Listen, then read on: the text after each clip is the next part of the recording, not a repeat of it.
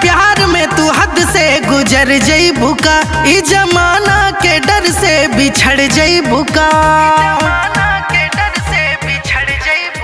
हमरा प्यार में तू हद से गुजर जइबू का, ई जमाना के डर से बिछड़ जइबू का। मोहब्बत के अलग कहानी रहे, जुबले गंगा व जमुना में पानी रहे। तोरा प्यार में ही पगल ही दीवानी रहे, जुबले गंगा व जमुना में पानी रहे। तोरा प्यार में ही पगल ही दीवानी रहे।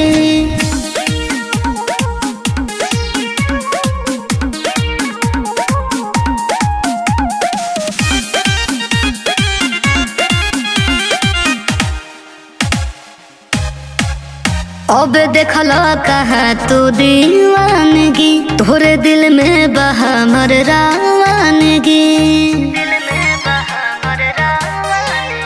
एही से बागुरूरी अपन प्यार पा, कबो लागे ना नजरी हमर यार पा। ई उम्र तोहरे नाम जिंदगानी रहे, जुबले गंगा व जमुना में पानी रहे। तोरा प्यार में ही पगल ही दीवानी रहे, जुबले गंगा व जमुना में पानी रहे। तोरा प्यार में ही पगल ही दीवानी रहे।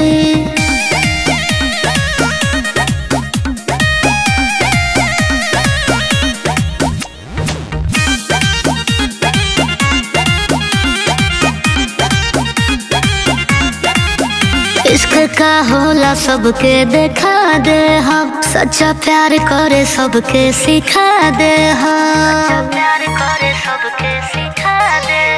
काई जालिम जमाना से डर जइबू का, हम कह देब जानता तू मर जइबू का।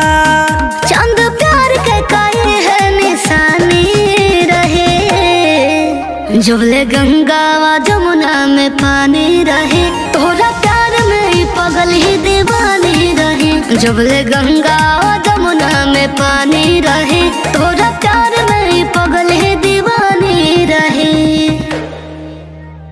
मोहब्बत के अलग कहानी रहे, जुबले गंगा व जमुना में पानी रहे। तोरा प्यार में ही पगल ही दीवानी रहे, जुबले गंगा व जमुना में पानी रहे। तोरा प्यार